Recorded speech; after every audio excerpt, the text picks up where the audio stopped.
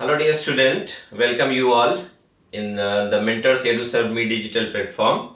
इस पे आप सभी लोगों का स्वागत है। तो बच्चों आज हम इलेक्ट्रोस्टैटिक्स कैपेसिटर के लास्ट क्लास में हैं, लास्ट सेशन में हैं और आज हम लोग देखने जा रहे हैं what is Van de Graaff generator, कुछ इंपॉर्टेंट पॉइंट एंड कुछ मिसलेनियस क्वेश्चंस को देखेंगे, एग्जांपल्स को देखेंगे आज के सेशन। तो बच्चों चलते हैं हम लोग वैन डी ग्राफ जनरेटर पे। तो यहाँ पे आप देख रहे हैं this is the diagram of Van de Graaff generator. इसके पहले आपको कुछ बता दें कि what is Van de Graaff generator. तो Van de Graaff generator is an electrostatic generator which is capable for producing enormous large static electric potential as high as a few million volts. It is designed by American physicist Robert J. Van de Graaff। तो बच्चों van de Graaff generator एक very high potential create करने वाला एक electrostatic generator है जिससे हम very high potential generate करते हैं। That is of the order of few millions volt, 5 millions volt, 6 million volt, 20 million volt तक भी हम लोग प्रोड्यूस करा सकते हैं क्या potential with the help of this Van de Graaff generator. इस जो वैन डी ग्राफ जनरेटर ने पोटेंशियल जो जनरेट किया उसका यूज कहाँ करते हैं। तो अगर पोटेंशियल बहुत ज्यादा जनरेट कर रहा है तो इलेक्ट्रिक फील्ड भी वेरी क्या होगा, हाई होगा। And this electric field, the resulting large electric fields are used to accelerate the charge particles like electron, proton and ions. तो इलेक्ट्रॉन, प्रोटॉन, आयंस इन सबको एक्सेलरेट कराने के लिए हम जो इलेक्ट्रिक फील्ड या इलेक्ट्रिक पोटेंशियल जो चाहिए वो कहां से हम लोग लाएंगे, that is used by that is generated by the Van de Graaff generator. और कहां जाते हैं हम लोग, need to prove the small scale structure of matter. अगर कोई न्यूक्लियर रिएक्शन कराना है, बॉम्बार्डमेंट कराना है किसी इलेक्ट्रॉन का या अल्फा पार्टिकल का किसी न्यूक्लियस टारगेट के ऊपर, तो वो एनर्जी कहां से लाएंगे, तो that energy is given by the Van de Graaff generator. आप पढ़ा होगा आपने कि Q इंटू वी जो पोटेंशियल एनर्जी जो देंगे, Q इंटू डेल्टा वी, जो आप V वोल्ट से अगर एक्सलेट कराते हैं किसी चार्ज को तो उसका जो potential energy Q into V उसको आपने कन्वर्ट कर दिया किसमें, काइनेटिक एनर्जी में, हाफ mv² में, and that will be the bombard with the target nuclei. तो बच्चों तो वैन डी ग्राफ जनरेटर क्या है, एक इलेक्ट्रोस्टैटिक जनरेटर है जिससे very high potential difference create करते हैं या जनरेट करते हैं। तो बच्चों आजकल की बात करें अगर हम लोग तो वैन डी ग्राफ जनरेटर से भी ज्यादा हाई वोल्टेज हम लोग साइक्लोट्रॉन से भी जनरेट कर सकते हैं। But cyclotron has certain limitation जो आप अगले चैप्टर्स में, आगे आने वाले चैप्टर्स में पढ़ेंगे।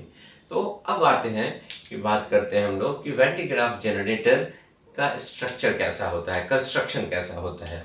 तो बच्चों आप देखेंगे यहाँ पे this is Van de Graaff generator. यहाँ पे एक हॉलो मेटालिक शेल लिया जिसका रेडियस कैपिटल आर है, एक बड़ा सा एक मेटालिक शेल या मेटालिक हॉलो स्फीयर है that is supported by the insulating pillar. ये जो देख रहे हैं this is the insulating pillar, this is insulating supporting pillar है जो कि एक हॉलो मेटालिक स्फीयर को क्या किया है, होल्ड किए हुआ है। और इसके अंदर बच्चे देखेंगे दो पुली है, एक पुली यहाँ पे है, दूसरा पुली यहाँ पे है, और ये पुली जो है एक दूसरे से जुड़ा हुआ है बाय अ इंसुलेटिंग बेल्ट। ये किससे जुड़ा हुआ है, इंसुलेटिंग बेल्ट से है, to carry the charge and deliver the charge. ये भी हम दिखाएंगे आपको कि ये जो सिल्क का बेल्ट है या फिर नायलॉन का बेल्ट कह सकते हैं जो दोनों पुली को जोड़े हुआ है। और नीचे वाला जो पुली है वो मोटर ड्राइवन पुली है, इसमें मोटर लगा हुआ है। जैसे स्विच को ऑन करेंगे ये मोटर जो है वो मोटर जो है इस पुली को घुमाएगा, जैसे ही रोटेट करेगा इस पुली को तो सिल्क का बेल्ट भी क्या होगा, इस तरह से रोटेट करेगा। नीचे वाला जो होगा सिल्क का बेल्ट इधर देखिएगा, ऐसे रोटेट करेंगे तो यहाँ से सिल्क का बेल्ट ऊपर जाएगा और ये नीचे आएगा। जब ये मोटर से जब रोटेट होगा पुली तो ये पुली भी उसके साथ रोटेट करेगा। यहाँ पे हमने इसका स्मॉल रेडियस मान लिया है और मेटालिक हॉलो शेल का रेडियस कैपिटल आर है। बच्चों साथ में देखेंगे वेरी इंपॉर्टेंट, हमने दो मेटालिक ब्रश यूज किया है। मेटल का पतला क्या है, एक ब्रश है, नोकीला ब्रश यहाँ पे यूज किया है। और नीचे वाले ब्रश को हम हाई पोटेंशियल से जनरेट कर बैटरी वाले से जोड़ दिया है। मान लीजिए आपने इसको 10⁴ वोल्ट बैटरी से आपने इसको कनेक्ट करके रखा है।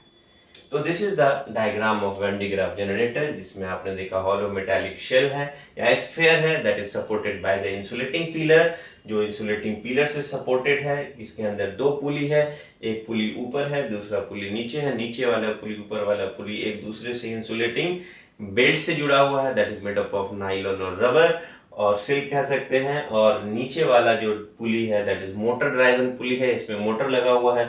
अगर मोटर रोटेट करेगा तो ये सिल्क का बेल्ट ऊपर जाएगा, यहाँ से नीचे आएगा, तो ये पुली भी क्या होगा, साथ में रोटेट करेगा।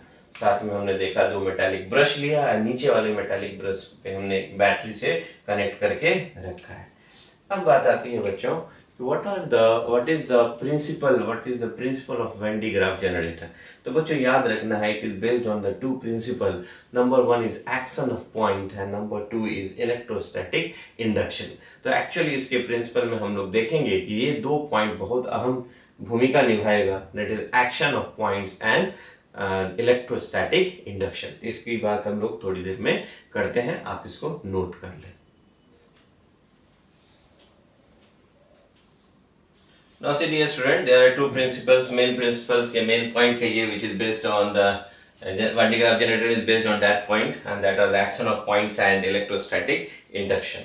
तो बच्चे हमने बोला कि दो important principle था, उस principle में हमने बोला आपको these two principles are very important। Number one is action of points and number two हमने बोला बच्चों आपको that is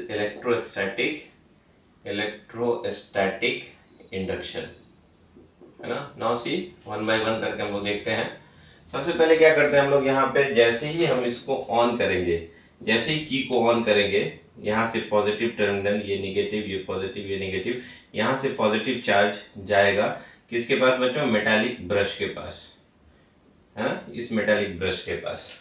यहाँ पे क्या होगा बच्चे, थोड़ा सा देखिए इसको, अगर हम जूम करके दिखाएं यहाँ पे, है ना, थोड़ा सा इनलार्ज करके अगर हम आपको दिखाते हैं तो like this is the metallic brush और ये है आपका सिल्क का बेल्ट। जैसे ही आपने इस पे पॉजिटिव चार्ज दिया, ये चार्ज यहाँ आया, है ना, मेटालिक ब्रश के ऊपर। आपको पता है कि मेटालिक ब्रश का जो पॉइंटेड एंड है उसका रेडियस ऑफ कर्वेचर बहुत कम होगा। तो you know that surface charge density is inversely proportional to r and electric field जो होगा ड्यू टू हेयर, इस चार्ज की वजह से इलेक्ट्रिक फील्ड होगा that is sigma upon epsilon not. तो what you will see here कि जितना पॉइंटेड एंड होगा उसका रेडियस ऑफ कर्वेचर कम होगा, उतना ही ज्यादा उस पर सरफेस चार्ज डेंसिटी होगा और इतना ज्यादा सरफेस चार्ज डेंसिटी हो जाएगा कि electric field will become greater than the dielectric strength of the air. तो dielectric strength of the air से ज्यादा हो जाएगा, जिसकी वजह से यहाँ का जो एयर है वो आयनाइज हो जाएगा और ये चार्ज लीक करेगा। और जब ये लीक करेगा ये charge, that is called corona discharge. क्या हो जाएगा बच्चे, कोरोना डिस्चार्ज। और ये चार्ज कहाँ आ जाएगा, सिल्क बेल्ट के ऊपर आ जाएगा बच्चों, है ना। या दूसरी तरफ से आप ऐसे भी सोच सकते हैं, अगर ये प्लस चार्ज है तो ये इस सिल्क बेल्ट के नेगेटिव चार्ज को अपनी तरफ खींचेगा। इतना ज्यादा इलेक्ट्रिक फील्ड होगा कि ये नेगेटिव चार्ज को जब खींचेगा तो सिल्क बेल्ट के जो सिल्क का जो बेल्ट है उस पर क्या डेवलप करेगा, पॉजिटिव चार्ज डेवलप करेगा। एंड हियर क्या हुआ, दैट इज कोरोना डिस्चार्ज। तो यहाँ पे कोरोना डिस्चार्ज हुआ। और ये क्यों हुआ corona discharge, that is action of points, pointed and होने के कारण सरफेस चार्ज डेंसिटी बढ़ा, जिसकी वजह से इलेक्ट्रिक फील्ड बढ़ा and that electric field become beyond the strength of dielectric strength of air, that is 3 into 10 to the power 6 volt per meter, जिसकी वजह से ये चार्ज यहाँ पे आ गया किसके ऊपर, सिल्क बेल्ट के ऊपर। and this phenomena is called corona discharge। और सिल्क, ये जो मोटर ड्राइवन पुली है सिल्क का बेल्ट, जब मूव करेगा ऊपर की तरफ से ये जो चार्ज इस पे डेवलप हुआ पॉजिटिव चार्ज, वो उसको कैरी करेगा ऊपर की तरफ। जैसे यहाँ पे आएगा बच्चों, ध्यान से देखिएगा, जैसे ये चार्ज आया कहाँ पे, यहाँ पे, तो ये जो मेटालिक ब्रश है यहाँ पे अगर आपको हम जूम करके दिखाएं कि वहां पे क्या हुआ होगा, तो बच्चों यहाँ का अगर आप देखेंगे ध्यान से तो ये आपका मेटालिक ब्रश है, सेम वही मेटालिक ब्रश है और ये है आपका सिल्क का बेल्ट। और इस सिल्क के बेल्ट के पास कौन सा चार्ज आया, देखिए पॉजिटिव चार्ज सिल्क का बेल्ट लेकर के यहाँ आ गया है। तो यहाँ क्या होगा बच्चे देखेंगे, ये जो पॉइंटेड एंड है इसके बिल्कुल नजदीक है, तो आप क्या देखेंगे कि ये जो प्लस चार्ज है वो इसके निगेटिव चार्ज को अपनी तरफ अट्रैक्ट करेगा। तो इसके अंदर जो निगेटिव चार्ज होगा उसको अपनी तरफ अट्रैक्ट करेगा। मेटालिक ब्रश है, दैट इज इलेक्ट्रोस्टैटिक इंडक्शन होगा बच्चों। और ये पॉजिटिव चार्ज जो इसका था उसको वो रिपेल करेगा। ये क्या होगा, ये मेटालिक ब्रश है उसके पॉजिटिव चार्ज को ये वाला पॉजिटिव चार्ज रिपेल करेगा और इसके निगेटिव चार्ज को ये अट्रैक्ट करेगा। आप ऐसा कह सकते हैं कि इसका इलेक्ट्रॉन निकल करके इस पे जाएगा जिससे ये न्यूट्रलाइज हो जाएगा और इसके डेवलप हो जाएगा पॉजिटिव चार्ज। तो आप देखेंगे कि ये पॉजिटिव चार्ज जो इस पे डेवलप, यहाँ इसका निगेटिव चार्ज आया और इस पे डेवलप हुआ पॉजिटिव चार्ज। और ये मेटालिक ब्रश किससे कनेक्टेड है, that is the metallic shell से कनेक्टेड है। तो इस metallic shell, hollow metallic shell पे एक पॉजिटिव चार्ज डेवलप हो जाएगा। तो आपने क्या देखा कि यहाँ पे that phenomena is called electrostatic, यहाँ पे जो आया दैट इज इलेक्ट्रोस्टैटिक इंडक्शन हुआ। और यहाँ पे क्या देखा बच्चे, corona discharge, that is action of points की बात किया हमने, एक्शन ऑफ पॉइंट्स की हमने बात किया। तो आपने क्या देखा कि अब ये इस पे पॉजिटिव चार्ज आ गया मेटालिक ब्रश पे, ये मेटालिक ब्रश हॉलो स्फीयर से जुड़ा है, तो पूरे के पूरे हॉलो स्फीयर पे क्या डेवलप हो जाएगा, पॉजिटिव चार्ज डेवलप हो जाएगा। चलिए बच्चों को फिर से मैं आपको रिवाइज करा देता हूँ कि पहले क्या किया हमने, जैसे इसको ऑन किया, ऑन करने से ये पॉजिटिव टर्मिनल वाला मेटालिक ब्रश से जुड़ा है, इस मेटालिक ब्रश पे पॉजिटिव चार्ज आएगा इस पॉइंटेड एंड मेटालिक ब्रश का, जिसका रेडियस बहुत कम है कर्वेचर का, तो उसका सरफेस चार्ज डेंसिटी बहुत ज्यादा होगा। तो इस मेटालिक ब्रश की वजह से जो इलेक्ट्रिक फील्ड होगा सिग्मा अपॉन एप्सिलॉन नॉट इतना ज्यादा हो जाएगा that will be beyond the dielectric strength of the air and the charge leak होगा एंड दैट लीक करके कहाँ जाएगा, सिल्क बेल्ट के ऊपर जाएगा and that phenomena is called corona discharge. ये मोटर ड्राइवन पुली है, ये लेकर के चार्ज को ऊपर की तरफ जाएगा। जैसे यहाँ पे पहुंचेगा तो पॉजिटिव सिल्क बेल्ट है ये, इस पे पॉजिटिव चार्ज है, ये मेटालिक ब्रश है, इसकी निगेटिव चार्ज इलेक्ट्रॉन को अपनी तरफ अट्रैक्ट करेगा, तो इस पे बचेगा क्या, पॉजिटिव चार्ज डेवलप होगा या कि ये पॉजिटिव को रिपेल करेगा।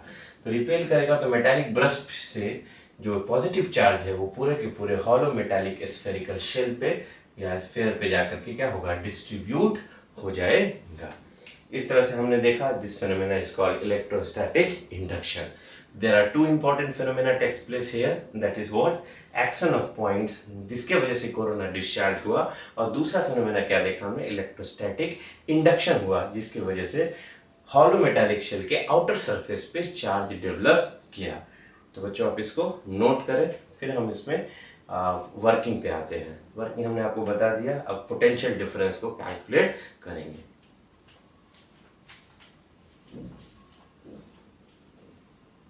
चलिए बच्चे, now we will calculate the potential difference. ये एक छोटा सा स्मॉल स्फीयर है और एक बड़ा सा लार्ज हॉलो स्फीयर है।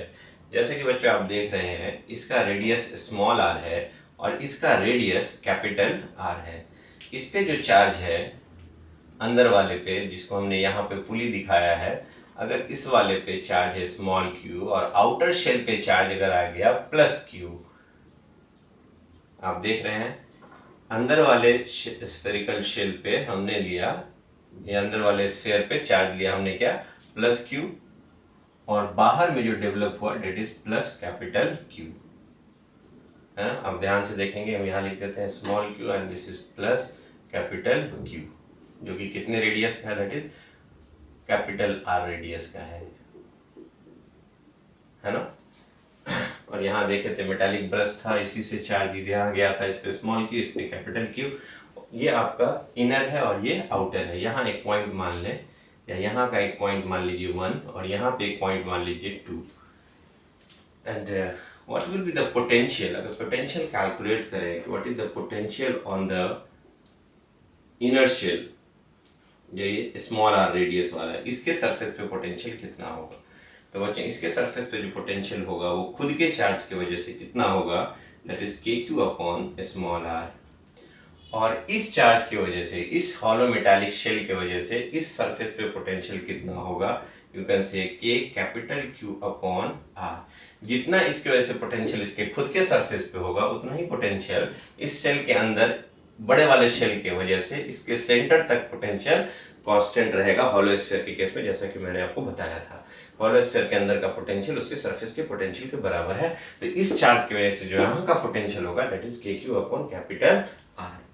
चलिए अब हम देखते हैं बाहर वाला जो शेल है इसके सरफेस पे कितना पोटेंशियल होगा। तो खुद के चार्ज की वजह से जो पोटेंशियल होगा बच्चे दैट इज KQ/कैपिटल R। और इस स्फेरिकल शेल, ये जो छोटा सा स्फीयर लिया जिसपे चार्ज स्मॉल q है, उसकी वजह से पोटेंशियल कितना होगा ये बाहर वाले पे। तो आप कह सकते हैं ये छोटे वाला स्फेरिकल शेल, चार्ज शेल का ये आउटर पॉइंट है। तो आउटर पॉइंट पे जो होता था दैट इज KQ/r, लेकिन यहाँ से यहाँ की दूरी कितना होगा, कैपिटल R के बराबर। तो ये हो गया अंदर के स्फीयर का पोटेंशियल, स्फीयर के सरफेस का पोटेंशियल, ये बाहर के स्फीयर के सरफेस का पोटेंशियल। अगर आप पोटेंशियल डिफरेंस कैलकुलेट करें बच्चों तो व्हाट यू विल गेट। तो अगर आप पोटेंशियल डिफरेंस कैलकुलेट कर रहे हैं V/r माइनस V/R, तो आप इसको लिखें पहले अंदर वाले स्फीयर का potential that is KQ/r plus K/Q/R, और उसमें से ये वाला घटाएंगे तो ये हो जाएगा माइनस KQ/R, और ये भी हो जाएगा माइनस दैट इज KQ/R। क्या क्या कट जाएगा बच्चों, ध्यान से देखेंगे, ये माइनस Q, ये प्लस Q वाला कैंसिल हो जाएगा, K/Q/R कैंसिल हो जाएगा। तो आपको जो पोटेंशियल डिफरेंस मिलेगा अंदर वाले शेल और बाहर वाले शेल के सरफेस पे जो पोटेंशियल का डिफरेंस होगा, दोनों में KQ जो है आपका कॉमन है, 1/r माइनस 1/R, और K को क्या लिखेंगे 4πε0 1/r माइनस 1/R। तो आप क्या देखेंगे, दोनों स्फेरिकल मेटालिक स्फेरिकल शेल के बीच में जो पोटेंशियल डिफरेंस क्रिएट होगा, इस शेल और इस शेल बड़े वाले शेल के बीच में जो कंसेंट्रिक है, जो पोटेंशियल डिफरेंस क्या जो निकलेगा that will depends on the charge on the inner shell. अंदर वाले शेल पे कितना चार्ज है उस पर डिपेंड करेगा, साथ में ज्योमेट्री भी डिपेंड करेगा, अंदर का रेडियस क्या है और बाहर का रेडियस क्या है।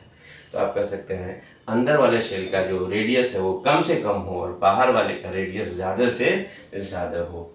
तो पोटेंशियल डिफरेंस क्या होगा, that is very very large.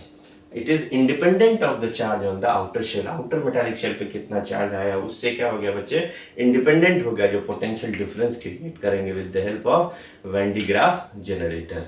तो बच्चों ये वेरी वेरी हाई पोटेंशियल होता है, इतना ज्यादा पोटेंशियल हो जाएगा कि एयर के स्ट्रेंथ से, डायरेक्टिक स्ट्रेंथ से अगर ज़्यादा हो गया तो वो लीक भी करना शुरू हो जाता है। इसलिए हम पूरे सिस्टम को एक बॉक्स में घेर के रखते हैं, है ना, और उसके अंदर SF6 रख देंगे जो कि इंसुलेटिंग होता है, सो दैट कि ज़्यादा से इसका डायरेक्टिक स्ट्रेंथ ज़्यादा होता है, so that more and more charge can be accumulate on the metallic shell यहाँ पे, और सो दैट कह सकते हैं कि ज़्यादा से ज़्यादा स्मॉल क्यूब यहाँ पे आए, सो डैट की पोटेंशियल डिफरेंस क्या हो, बहुत ज़्यादा डेवलप कर सके। अब ये जो पोटेंशियल डेवलप हुआ इसका यूज़ कहाँ करते हैं, तो चार्ज पार्टिकल को एक्सेलरेट करने में, बॉम्बार्डमेंट करते हैं टारगेट न्यूक्लियाई पे, और फिर हम न्यूक्लियर फिनोमेना को एक्सप्लोर कर सकते हैं with the help of this Van de Graaff generator which is use to accelerate the charge particles. These are very very important concept. आपके देख सकते हैं बहुत सारे लैब्स वगैरह में भी ये रहता है वेन डी ग्राफ जनरेटर, लेकिन उतना हाई पोटेंशियल डिफरेंस का नहीं रखते हैं लैब के अंदर। तो आप देखेंगे कि वैसा एक मेटालिक शेल के जैसा होगा, जब उस पर हाथ रखेंगे तो आप देखेंगे कि आदमी का हेयर जो होगा वो क्या होता है, बिल्कुल वर्टिकली स्ट्रेट हो जाता है।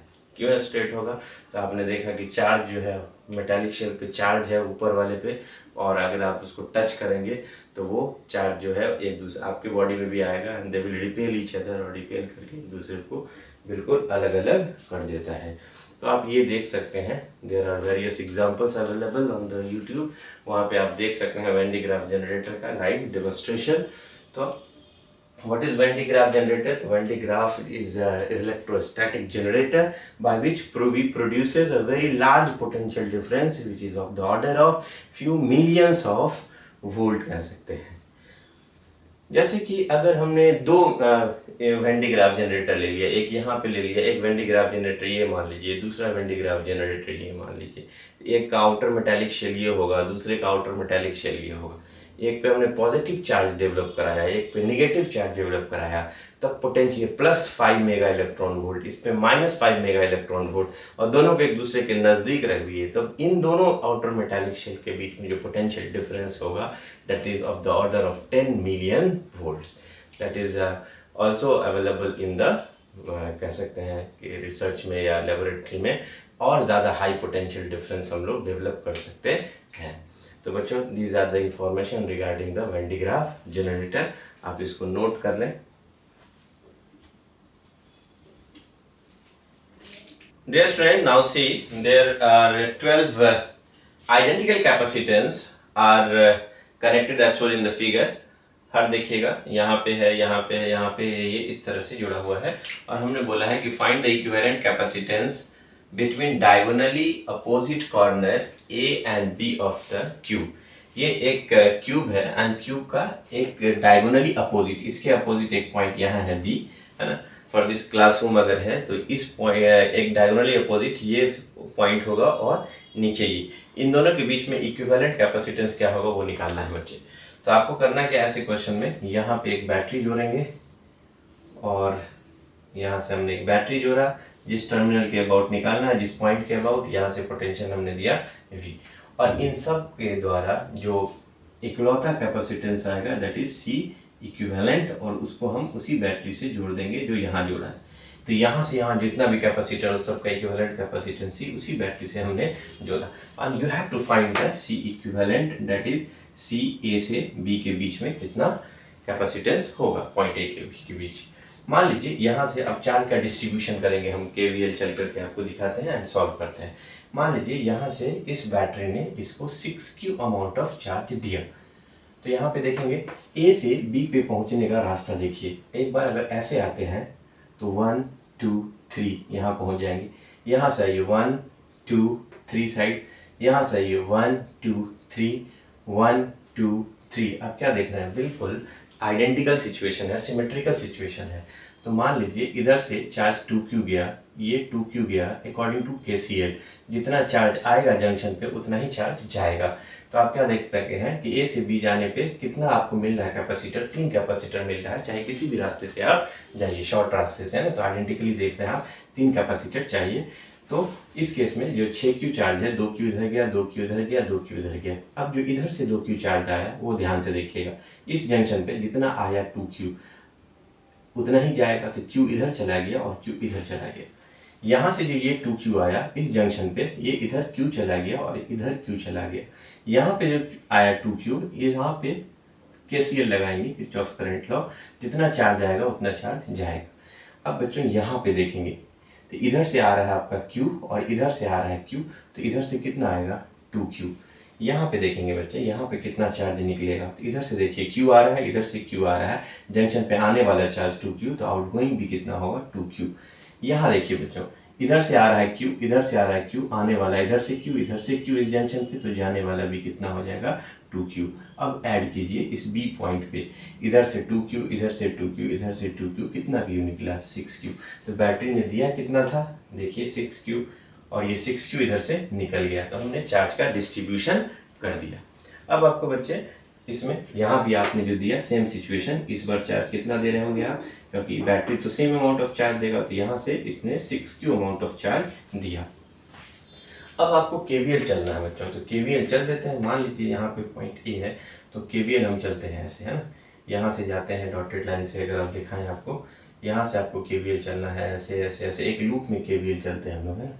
देखिए यहाँ पे ऐसे करके KVL चलना है आपको, तो आप क्या देखेंगे, KVL चल के दिखाइए यहाँ से। तो applying KVL in the given loop, तो लिखते हैं यहाँ पे हम लोग applying Kirchhoff's voltage law KVL in the dotted loop, जो हमने डॉटेड लिया है उस डॉटेड लूप में हमने KVL चलना है। तो यहाँ का पोटेंशियल कितना हो जाएगा VA। अब देखिए चार्ज के डायरेक्शन में जा रहे हैं, है ना, तो यहाँ से कितना हो जाएगा -2Q/C। फिर यहाँ से आइए बच्चे, इधर से बाहरी बाहर निकलते हैं, तो इसमें कितना हो जाएगा दैट इज -Q/C। फिर यहाँ आइए बच्चों, ये कितना हो जाएगा देखिएगा -2Q/C। और फिर यहाँ से आइएगा, अगर आप यहाँ से लौटिएगा तो ये लोअर से हाइयर क्या हो जाएगा +V, और फिर कहाँ पहुंच जाएंगे आप, ए पॉइंट पे। तो हमने केवीएल चला, वीए से वीए क्या हो गया, कैंसिल। फिर से देख लें बच्चा, यहाँ से चले 2q डिवाइडेड बाई सी, और ये माइनस, क्योंकि चार्ज के डायरेक्शन में जा रहा है, यहाँ जाएंगे चार्ज के डायरेक्शन में जा रहा है माइनस क्यू बाई सी, और यहाँ भी चार्ज के डायरेक्शन में माइनस 2q बाई सी। यहाँ से आए लोअर से हाइयर हमने प्लस लिख दिया, और फिर कहाँ पहुंच गए, वीए। तो इस लूप में हम केवीएल चल लिए। तो ये v बराबर कितना आएगा, ध्यान से देखिएगा, 2q बाई सी माइनस में है, q बाई सी माइनस में है, ये भी माइनस में है, उधर जाकर के सब प्लस में हो जाएगा। तो 2q by C plus q by C plus 2q by C, सबको आप जोड़ेंगे एलसीएम सी, 2 प्लस q 3q हो जाएगा plus 2, that is 5q by C. तो आपने देखा कि बैटरी जो पोटेंशियल दे रहा है cross this all, that is equal to 5q upon सी।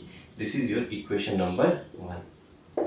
और यहाँ पे आइए, इस वाले में अगर आप केवीएल चलेंगे, है ना, अगर यही पॉइंट आपका ए है और यही पॉइंट बी है, तो यहाँ अगर आप केवीएल चलते हैं, इस पूरे लूप में अगर आप केवीएल चलिए, तो इसमें अगर आप केवीएल चलोगे तो क्या मिलेगा, अप्लाइंग केवीएल, अप्लाइंग केवीएल। तो केवीएल अप्लाई करेंगे, यहाँ का पोटेंशियल क्या होगा, वीए, और चार्ज के डायरेक्शन में जा रहे हैं, चार्ज इधर ही जा रहा है, कितना चार्ज है ये, 6q बाई ये सी इक्विवेलेंट या सी ए बी कह सकते हैं, है ना, और यहाँ ये लोअर से हाइयर प्लस वी, और फिर कहाँ पहुँच गया आप, ए पे, तो वी ए कैंसिल। यहाँ से v बराबर कितना आ गया, देखिए बच्चों, 6q by C equivalent, that is C A B. ये आ गया आपका इक्वेशन नंबर 2। तो आपने देखा इन सबको रिप्लेस करके इकलौता कैपेसिटेंस लिया सी ए बी, उसके क्रॉस उसी बैटरी से जोड़ा, उतना ही चार्ज दिया, तो यहाँ पे v का वैल्यू आ गया 6q upon C A B. तो अब यहाँ पे आप इक्वेट कीजिए फ्रॉम इक्वेशन 1 एंड 2, इक्वेशन 1 और 2 को इक्वेट करेंगे, वही बैटरी है, वही पोटेंशियल दे रहा है, तो यहाँ आ गया 5q बाई सी, और वहाँ किसके बराबर है, 6q by C A B. तो ये q से q क्या होगा बच्चे, कैंसिल हो जाएगा, तो आप इसको पलट दीजिए, that is C A B by 6 बराबर, ये ऊपर चला जाएगा c by 5, then what is the value of C A B, and that C A B is equal to 6c। अगर आप देखेंगे तो कितना आ जाएगा, सी ए बी इधर अगर आ जाएगा तो दैट इज 6c बाई 5। तो बच्चों आपको क्या मिलेगा, ध्यान से देखिएगा, C A B is equal to 6 उधर चला जाएगा, that is 6c upon 5। That is the equivalent capacitance between the point A and B which is diagonally opposite of a cube. तो किसी क्यूब के डायगोनली अपोजिट पॉइंट्स के बीच में अगर आपको इक्विवेलेंट कैपेसिटेंस निकालना है, that is equal to 6c by 5। तो हमने इसमें केसीएल भी लगाया और केवीएल भी लिया, तो चार्ज के डिस्ट्रीब्यूशन के हिसाब से we can easily find the equivalent capacitance between any two point. तो हमने यहाँ पे चार्ज को सिमेट्रिकली क्या किया बच्चों, डिस्ट्रीब्यूट किया और अप्लाई किया केसीएल केवीएल, और हमारा रिजल्ट आ गया। तो ये बड़ा फेमस क्वेश्चन है, किसी क्यूब के डायगोनली अपोजिट अगर कोई पॉइंट हो तो उसके बीच इक्विवेलेंट कितना होगा। अगर सारा कैपेसिटर आइडेंटिकल है then this answer is 6c by 5। तो बच्चों नोट इट डाउन।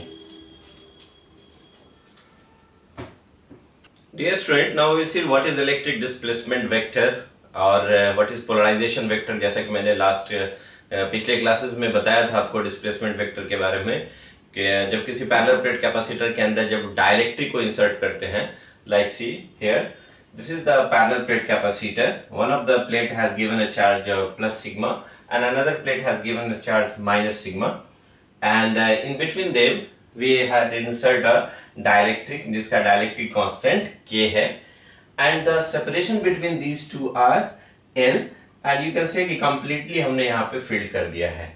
तो आपको जैसे पता है कि डाइलेक्ट्रिक मटेरियल जो होता है वो इंसुलेटेड है, तो आप देख रहे हैं अगर यहाँ पे प्लस सिग्मा चार्ज दिया है तो इस पे जो इसके फेस के सामने, इस प्लेट के फेस के सामने जो डाइलेक्ट्रिक का फेस होगा उस पे चार्ज पोलराइज होगा, दैट इज, और सरफेस चार्ज डेंसिटी पोलराइजेशन का that is minus sigma P.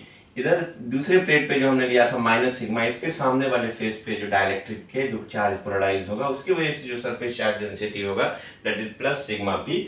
अब चार्ज के मामले में अगर देखोगे तो इस प्लेट पे प्लस क्यू चार्ज दिया था, इधर माइनस क्यू, तो प्लस क्यू के सामने जो है माइनस क्यू चार्ज पोलराइज होगा और माइनस क्यू के सामने जो है प्लस क्यू चार्ज पोलराइज होता है। तो बच्चे हमने आपसे बात किया था पोलराइज चार्ज पोलराइजेशन वेक्टर की बात किया था हमने।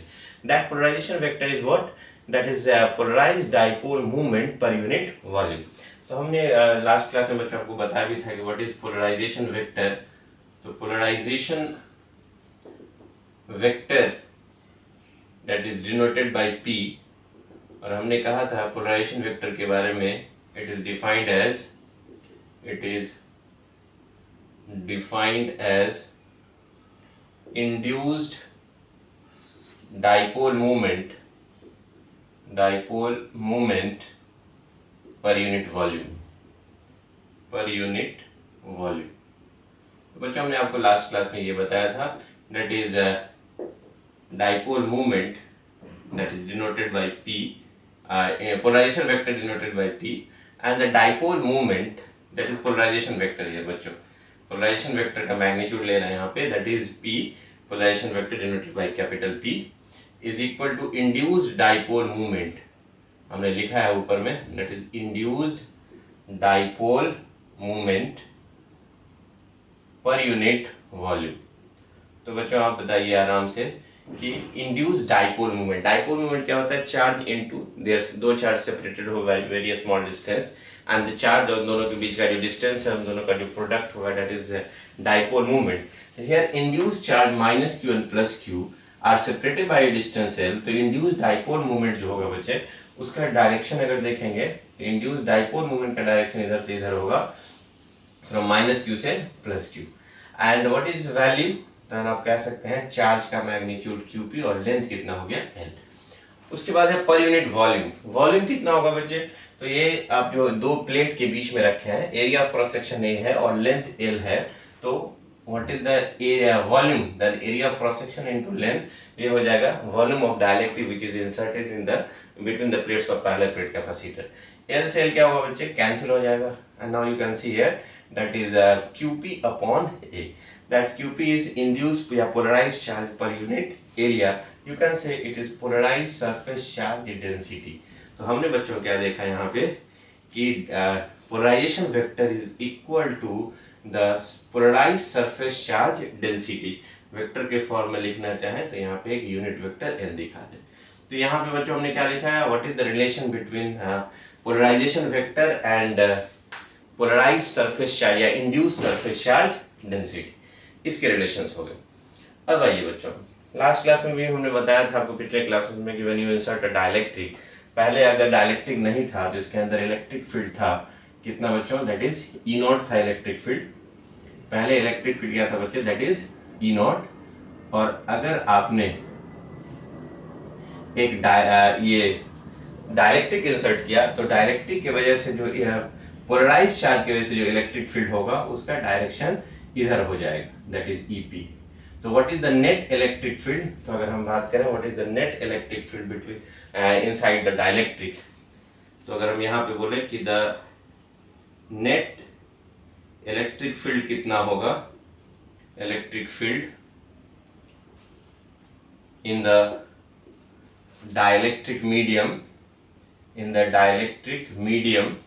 इस डाइलेक्ट्रिक मीडियम में नेट इलेक्ट्रिक फील्ड क्या होगा बच्चे, तो आप उसको लिखेंगे that E is equal to E not, vector के फॉर्म में लिखेंगे अगर E is equal to E not में से ये जो होगा EP वो घट जाएगा, है ना, क्योंकि EP का डायरेक्शन क्या है, अपोजिट है। तो नेट इलेक्ट्रिक फील्ड की अगर बात करेंगे तो दोनों को जोड़ेंगे, लेकिन इसका डायरेक्शन क्या होगा, उसके अपोजिट है E नॉट के, then you can say this is E not minus EP। अगर हम मैग्नीट्यूड की बात करें तो नेट इलेक्ट्रिक फील्ड का जो मैग्नीट्यूड होगा you can write like this E not minus EP। What is the value of electric field between the plates of parallel plate capacitor when there is no dielectric, तो जब dielectric नहीं था तब electric field की अगर हम बात करेंगे बच्चों, that electric field is what, that is sigma upon epsilon not. This is free surface charge density on the plates of parallel plate capacitor. और यहाँ क्या देखेंगे, EP पोलराइज्ड चार्ज की वजह से जो इलेक्ट्रिक फील्ड होगा उसके लिए फॉर्मूला लिखेंगे sigma P upon epsilon not. तो बच्चे आप क्या देखेंगे यहाँ पे, if you take epsilon not common अगर ले लें, दैट इज 1 अपॉन एप्सिलॉन नॉट कॉमन ले लें, तो what you will see here that is sigma minus sigma P। तो बच्चों इसी को हम आगे बढ़ाएंगे, एप्सिलॉन नॉट को उधर ले जाइए, then what you will get here, epsilon not into E बराबर सिग्मा माइनस सिग्मा P। और ये जो सिग्मा P है, जैसे surface charge density due to polarized charge, अगर उसको आप उधर लेके चले जाएं तो what you will get here, that is epsilon not E plus sigma P is equal to sigma. और सिग्मा P को अभी आपने देखा किसके बराबर था बच्चों, दैट इज पोलराइजेशन वेक्टर, तो you can write here epsilon not E plus sigma P को हम लिख रहे हैं that is polarization vector P is equal to sigma. ध्यान से देखेंगे बच्चों, है ना, ये जो है यहाँ पे epsilon not E plus P polarization vector, this is called displacement, electric displacement vector that is D. तो you can write here D बराबर सिग्मा। तो आप क्या बोलेंगे यहाँ पे बच्चों, ध्यान से देखेंगे, अगर वेक्टर के फॉर्म में दिखाएंगे तो this displacement vector is equal to sigma free surface charge density, और यहाँ ले लेंगे यूनिट वेक्टर। तो आपने क्या देखा, व्हाट इज डिस्प्लेसमेंट वेक्टर, तो डिस्प्लेसमेंट वेक्टर किसके वजह से आया, यहाँ पे you can see this displacement vector आप लिखिए किसके जगह पे, epsilon not E plus polarization vector P. तो this is the equation of displacement vector where D is called electric displacement vector. This is called electric displacement. This is called electric displacement vector. तो बच्चों आपने देखा this is the electric displacement vector, है ना। अब थोड़ा हम इसी डिस्कशन को थोड़ा आगे बढ़ाते हैं। अगर आप इलेक्ट्रिक डिस्प्लेसमेंट वेक्टर में डिवाइड कर देते हैं इलेक्ट्रिक फील्ड से, now say dear student, this displacement vector when you divide by the electric field, तो डिस्प्लेसमेंट वेक्टर को हमने क्या लिखा था बच्चे, that is equal to the sigma free surface charge density and this electric field is sigma minus sigma p upon epsilon naught। देखिए बच्चों यहाँ से लिया हमने, है ना। अब देखेंगे अब क्या होगा, एप्सिलॉन नॉट को ऊपर कर दीजिए और उस सिग्मा को नीचे ले आइए, तो वो नीचे के नीचे चला जाएगा। और याद कीजिए बच्चों, हमने बोला था डायरेक्ट्रिक कांस्टेंट को बताया था sigma upon sigma minus sigma P पिछले क्लास में। तो अगर हम ऐसे लिखा हुआ उसका इनवर्स, तो you can right it 1/k, के नीचे के नीचे कहाँ चला जाएगा, ऊपर, then will become epsilon not into K. Then what is the value of displacement vector, then displacement vector is equal to epsilon naught के इनटू ई। तो एक नया रिलेशन आ गया मुझे डिस्प्लेसमेंट वेक्टर का, and that is equal to D is equal to what, that is epsilon naught k E into E। तो बच्चों इसको आप नोट कर लीजिए, पॉज करके आप नोट करेंगे, फिर हम यहीं से आगे बढ़ेंगे, है ना। तो बच्चों नोट इट डाउन, पॉज करके आप इसको नोट कर लें। चलिए तो अब हम देखते हैं बच्चों, जैसा कि आप नोट कर चुके होंगे, तो अब इसी को थोड़ा आगे बढ़ाते हैं बच्चों, ध्यान से देखिए। तो आपको क्या मिलने वाला है, यहाँ ध्यान से देखेंगे बच्चों कि this is the equation of displacement vector. इस इक्वेशन को थोड़ा फिर से देखा जाए बच्चों, तो आप क्या लिख सकते हैं, क्योंकि आपने अभी देखा ये वाला इक्वेशन क्या था, epsilon not E plus polarization vector P is equal to sigma. तो ध्यान से देखेंगे बच्चों, एप्सिलॉन नॉट ई को रहने दीजिए प्लस पी, और इस सिग्मा को क्या लिख सकते हैं, that is displacement vector D. फिर आगे बढ़ाइए, epsilon not E plus polarization vector P D बराबर, अभी आपने लिखा बच्चों क्या, एप्सिलॉन नॉट के इनटू ई। अब देखेंगे बच्चों, पोलराइजेशन वेक्टर पी को रहने दीजिए और इसको उधर ले जाइए, तो एप्सिलॉन नॉट के इनटू ई माइनस ये इधर जाएगा, that will become epsilon not E. दोनों में कॉमन क्या हो जाएगा, एप्सिलॉन नॉट ई को कॉमन ले सकते हैं, तो you can take common, epsilon not E common ले लेंगे, दैट इज k माइनस 1। और याद कीजिए पोलराइजेशन वेक्टर के बारे में बोला था हमने, जितना ज्यादा इलेक्ट्रिक फील्ड होगा उतना ज्यादा चार्ज पोलराइज होगा, और जितना ज्यादा चार्ज पोलराइज होगा इंड्यूस्ड डाइपोल मोमेंट पर यूनिट वॉल्यूम उतना ही ज्यादा होगा, मतलब पोलराइजेशन वेक्टर उतना ही ज्यादा होगा। तो याद कीजिए पिछले क्लास में हमने इसको लिखा था काई ई इंटू ई, या स्मॉल ई लगा दीजिए, इलेक्ट्रिक ससेप्टिबिलिटी कहा था इसको हमने, पी के, पी बराबर chi into E. Then you can write P के जगह पे हमने ये लिखा बच्चों, है ना, एप्सिलॉन नॉट ई के माइनस 1। तो what you will get here, आप ध्यान से देखेंगे बच्चों आपको क्या मिलने वाला है। तो आप देखेंगे यहाँ ई से ई क्या होगा बच्चों, कैंसिल हो जाएगा, देन ई से ई कैंसिल हो गया, then chi e electric susceptibility बराबर एप्सिलॉन नॉट ब्रैकेट में k माइनस 1। तो this is the relation between what, this is electric susceptibility और के हो गया आपका डाइलेक्ट्रिक कांस्टेंट है ना। और एप्सिलॉन नॉट क्या हो गया आपको पता है बच्चों, that is permittivity of free space. तो आपने यहाँ पे बहुत सारे रिलेशन देखे हैं बच्चों, नीट में आ सकता है। What is the equation which of the following is the equation of displacement vector, electric displacement vector, ये ऑप्शन रह सकता है। डी बराबर सिग्मा रह सकता है ना। तो आप इसको देख करके बच्चों अब आपसे वो क्वेश्चन सॉल्व हो जाएंगे। तो बच्चों नोट इट डाउन, इसको आप लिख लें, this are very very important. चलिए तो हम लोग देखते हैं बच्चों व्हीटस्टोन ब्रिज क्या होता है, उसके सर्किट को कैसे सॉल्व करते हैं। तो बच्चों देखेंगे कि अगर कुछ सर्किट इस तरह का हुआ, अगर there are 5 capacitors which are connected like this, हम ध्यान से देखेंगे, there are 5 capacitors which are connected like this. अगर सर्किट ऐसा है, यहाँ पे हमने ले लिया इसका कैपेसिटेंस C1, इसका कैपेसिटेंस हमने ले लिया C2, इसका कैपेसिटेंस हमने ले लिया C3 और इसका कैपेसिटेंस ले लिया हमने C4 और बीच वाले का हमने ले लिया C5।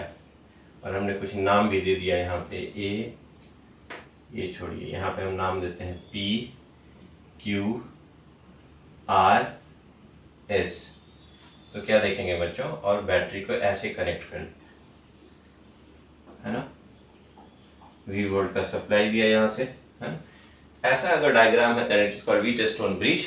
ये ध्यान से देखेंगे, ये दोनों को सीरीज में नहीं ले सकते क्योंकि ये बीच से निकल गया है। ये दोनों पैरेलल नहीं होगा क्योंकि यहाँ तो दोनों प्लेट साथ है, लेकिन ये प्लेट जो है के बीच में ये आ गया। तो ना ही ये सीरीज में है और ना ही ये पैरेलल में है। अगर ऐसा सर्किट है then it is called Wheatstone bridge.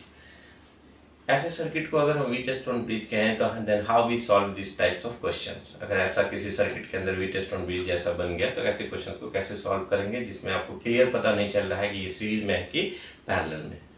तो बच्चों करना क्या है, एक कंडीशन इसमें आता है, एक बैलेंस व्हीटस्टोन ब्रिज का कॉन्सेप्ट आता है कि अगर C1/C3 का रेशियो अगर C2/C4 के रेशियो के बराबर हो गया तो कहेंगे व्हीटस्टोन ब्रिज बैलेंस है। और इस कंडीशन में C5 को हम नेग्लेक्ट कर देंगे क्योंकि Q और S का पोटेंशियल सेम हो जाएगा। क्या बोला हमने, अगर बैलेंस की बात करें तो यहाँ पे लिख देते हैं, फिर हम प्रूव करके दिखाएंगे। व्हेन C1/C3 का रेशियो अगर बराबर हो जाए C2/C4 के, या अगर क्रॉस मल्टीप्लाई कर दीजिए, इसको इधर ले आइए, इसको इधर ले आइए, तो आप कह सकते हैं C1/C2 का रेशियो, ये अगर इधर आ गया तो बराबर अगर C3/C4 के रेशियो के बराबर हो गया, देन ये जो बीच वाला जो है C5 कैपेसिटर इज नेग्लेक्टेड। इसको हम नेग्लेक्ट कर देंगे क्योंकि charge flowing through the C5 zero हो जाएगा, या कहिए VQ का पोटेंशियल VS के पोटेंशियल के बराबर हो जाएगा।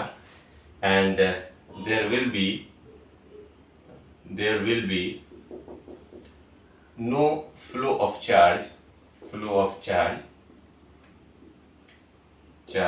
Through capacitor number 5। And this condition, जब उसको हटा देंगे, नेग्लेक्ट कर देंगे, this condition is known as balanced Wheatstone bridge. और अगर इसको आपने नेग्लेक्ट कर दिया तो आपके पास बचेगा क्या, तब आप देख लें सर्किट को छोटा करके, उस कंडीशन में आपको तुरंत पता चल जाएगा कौन सीरीज में है और कौन पैरेलल में है।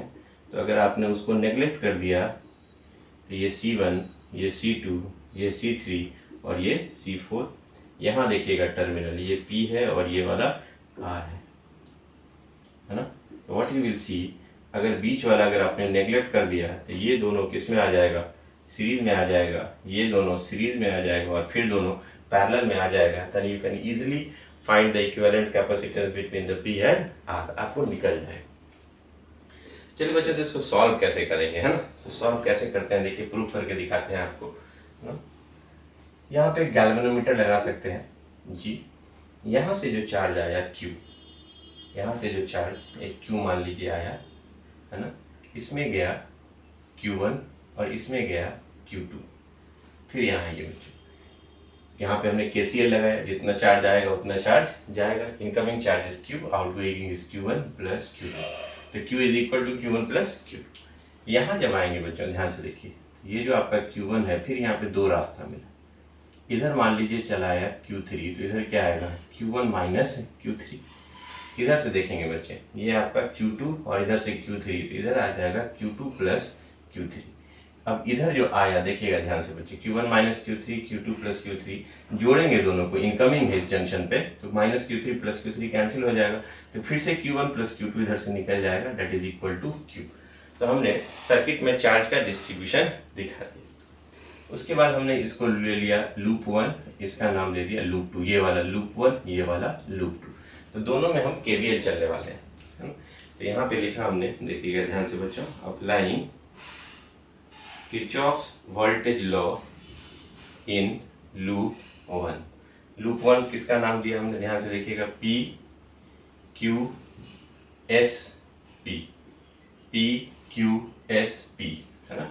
और आप KVL अप्लाई कीजिए, KVL अप्लाई करेंगे तो बोलिए यहाँ का पोटेंशियल क्या हो जाएगा, Vp किधर जा रहा है, चार्ज के डायरेक्शन में, that is minus Q1 by C1, हमने आपको बता रखा है। फिर यहाँ से जब लौटेंगे तो चार्ज के डायरेक्शन भी इसके अंदर जा रहे हैं, that is minus Q3 by C5।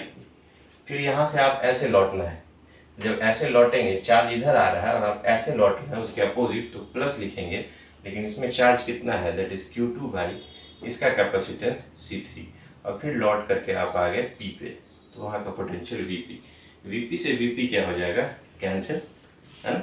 और ध्यान से देखिएगा, हमने बोला था कि अगर C1 बाई C2 बराबर हो जाए, C1 by C2 is equal to C3 by C4, तो कहेंगे व्हीटस्टोन ब्रिज बैलेंस कंडीशन है। तो आप ऐसा भी तो मान सकते, उस केस में इसके अंदर से कोई चार्ज फ्लो नहीं करेगा। अगर मान लीजिए अगर बैलेंस है तो चार्ज फ्लो नहीं किया, अगर हमने Q3 को 0 मान लिया, late Q3 is equal to 0, इस सर्किट में कोई चार्ज फ्लो अगर नहीं कर रहा है, द कंडीशन इज बैलेंस, तो इक्वेशन क्या हो जाएगा ऊपर वाला, देखिएगा, that is minus Q1 by C1, और ये वाला टर्म जो होगा Q3 0, Q3 अगर 0 मान लेंगे तो सिर्फ आपके पास ये वाला बचेगा, that is Q2 by C3 is equal to 0। इस कंडीशन में आपका जो इक्वेशन आ जाएगा वो Q2 by C3 is equal to, ये माइनस उधर जाएगा, that is Q1 by C1। तो and what you will get here, तो आपको मिलेगा Q1 बाई Q2, Q2 को इधर ले आइए, Q1 बाई Q2, Q1 है, Q2 को इधर ले आइए, that is equal to C1 by C3, and this is your equation number 1। ये Q1 बाई Q2 बराबर C1 बाई C3 कब हुआ, जब हमने कैपेसिटर नंबर 5 से चार्ज का फ्लो को क्या मान लिया बच्चों, 0 मान लिया। Now see dear student, applying KVL in loop 2। अब इस लूप में KVL अप्लाई करने वाले हैं, तो हम लोग लिखेंगे यहाँ पे applying Kirchhoff's voltage law KVL in loop 2। और लूप 2 का नाम क्या रखा हमने, QRSQ, that is QRSQ। Q से R पे जाना है, R से S पे जाना है, S से Q पे जाना है। तो चलिए बच्चे अप्लाई करते हैं हम लोग KVL। तो what you will get here, यहाँ का पोटेंशियल VQ माइनस चार्ज के डायरेक्शन में जा रहा है, चार्ज कितना जा रहा है उसमें, that is Q1 minus Q3 divided by उसका कैपेसिटेंस C2। फिर यहाँ से जब हम लौटेंगे तो लिखेंगे प्लस, चार्ज के अपोजिट डायरेक्शन में, इस पे चार्ज कितना जा रहा है, that is Q2 plus Q3 divided by इसका कैपेसिटेंस C4। और यहाँ देखिए, आप यहाँ से जब यहाँ लौटेंगे तो Q3 इधर आ रहा है, Q3 के अपोजिट जा रहे हो, तो you will write here plus Q3 by C5, और फिर कहाँ पहुँच गया आप, VQ पे। तो what you will C, VQ से VQ कैंसिल हो जाएगा। और जैसा कि हमने यहाँ पे माना था लेट Q3 बराबर 0, मान लेते हैं फिर से लेट Q3 बराबर 0, मतलब C5 से कोई चार्ज फ्लो नहीं कर रहा हो, तो हमारा इक्वेशन क्या हो जाएगा वो देखें, ये 0 हो जाएगा। तो Q1 माइनस Q3 का वैल्यू 0 ले लेंगे, then what you will get here, that is Q1 by C2 plus Q2 plus 0 is Q2, that you will get Q2 by C4। और यहाँ क्या देखेंगे बच्चों, Q3 by C5, 0 by C5 is 0, that is equal to 0, then what you will get here, तो आपको मिलने वाला है बच्चे, क्या मिलेगा यहाँ पे ध्यान से देखें, तो इसको उधर ले जाइए, then you will get Q2/C4 is equal to Q1/C2। तो आपको क्या मिलेगा बच्चों, ध्यान से देखेंगे, then Q1/Q2 is equal to C4, Q1/Q2 करेंगे बच्चों, है ना, तो Q2 पे इधर ले जाइएगा, that is equal to C2/C4। Now you can compare, this is equation 1 and this is equation number 2।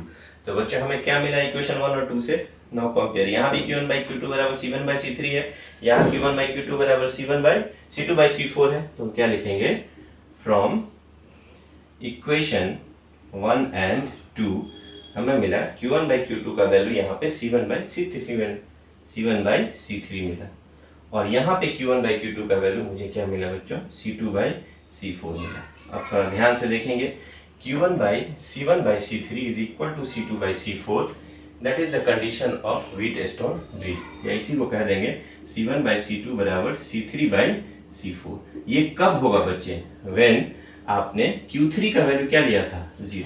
तो जब आपने Q3 का वैल्यू 0 लिया, मतलब कैपेसिटर जो C5 है अगर उससे कोई चार्ज फ्लो नहीं कर रहा है, उसी कंडीशन में C1/C3 बराबर C2/C4 होगा, and we can say the Wheatstone bridge is balanced.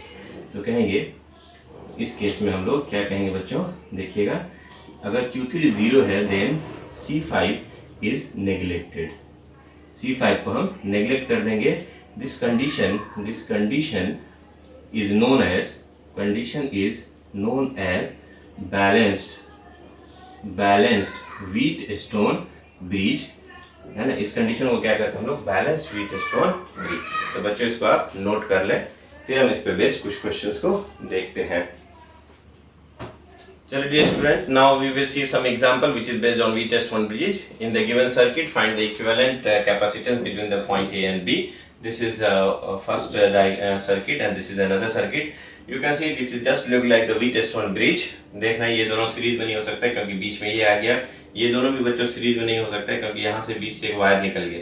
इन दोनों को पैरेलल नहीं लेंगे क्योंकि दोनों प्लेट तो चलो एक जगह से मिला है, लेकिन अगला प्लेट जो है एक ही जगह मिलना चाहिए था, लेकिन बीच में ये आ गया, तो ना ही सीरीज में और ना ही ये पैरेलल में। ये व्हीटस्टोन ब्रिज है, तो आपने पढ़ा था व्हीटस्टोन ब्रिज में इसका डिवाइडेड बाय इसका कैपेसिटेंस का रेशियो अगर इसके और इसके रेशियो के बराबर हो गया तो कहेंगे बैलेंस्ड व्हीटस्टोन ब्रिज है, और उस केस में इसको नेग्लेक्ट कर देंगे।